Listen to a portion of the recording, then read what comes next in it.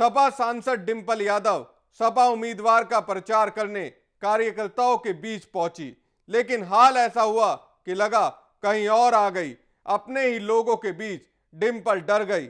बार बार अखिलेश की दुहाई देने के बाद भी किसी पर कोई असर नहीं हुआ। आखिर किसने लगाई डिंपल की सुरक्षा में सेंध? क्यों डर गई डिंपल यादव? अपनों के बीच क्यों असहज हुई डिंपल? अरे बहुत दूर तक लोग सुन रहे हैं भैया, सुनने दो, फिर मैं भैया को बता दूंगी आप युवा नेताओं ने इस बार सही नहीं किया, मुझे बोलने नहीं दिया। सोच लेना आप लोग।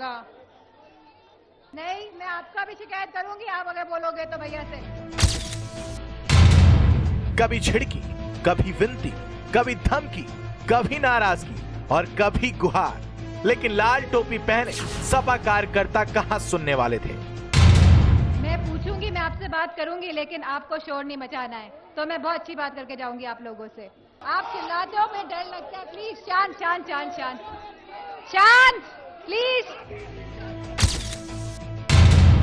खूब गुहार लगाई, डरने की बात भी बताई, लेकिन डिंपल को देखने आए कार्यकर्ता नहीं माने। ठीक है, अब आवाज नहीं आनी चाहिए, बोलने दो, फिर आप लोग बोलिएगा। ये मेरी बहन है, बहन है भाई, बहन है। तो अब ये आपकी जिम्मेदारी है कि नहीं कि आप इनको जिताएंगे? कल अखिलेश भैया आ रहे हैं, बस तुम्हारा इनाम बताने वाली हूँ। डिंपल यादव के चेहरे पर कभी नाराजगी के भाव आते तो कभी अपील करने लगती, लेकिन समर्थकों पर कोई असर नहीं हो रहा था। मैं सभी अब मेरे युवा साथियों से अपील करूंगी कि प्लीज थोड़ा शांत। अगर आप लोग बोलेंगे तो फिर मेरा बोलने का कोई फायदा नहीं है। मैंने आप सभी का अभिनंदन स्वीकार कर लिया है। आप सभी से अपील करूंगी कि सब शांत बैठ जाइए।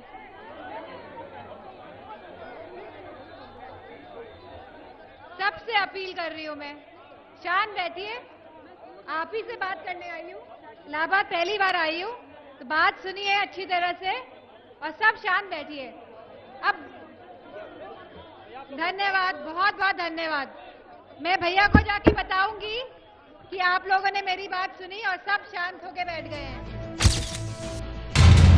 डिंपल यादव इलाहाबाद में पार्टी के प्रचार के लिए पहुंची थी। सुरक्षा में सेंध तो मंच पर पहुंचते ही लग गई, जब बेकाबू होकर कार्यकर्ता मंच पर चढ़ने लगे और मंच से कार्यकर्ताओं से शांत रहने की अपील की जाने लगी, लेकिन कार्यकर्ता नहीं माने तो डिंपल खुद उठकर आई, लेकिन कार्यकर्ताओं पर कोई असर नहीं हुआ। अरे बहुत दूर तक लोग सुन रहे हैं भैया, सुनने दो, फिर मैं भैया को बता दूंगी आप युवा नेताओं ने इस बार सही नहीं किया, मुझे बोलने नहीं दिया। सोच लेना आप लोग। नहीं, मैं आपका भी शिकायत करूंगी आप अगर बोलोगे तो भैया से। आखिरकार डिंपल यादव जाने लगी। किसी तरह सुरक्षा कर्मी उन्हें गाड़ी तक ले गए, लेकिन कार्यकर्ता गाड़ी पर टूट पड़े। बड़ी मुश्किल से डिंपल को सुरक्षित निकाला गया। ब्यूरो रिपोर्ट, समाचार प्लस।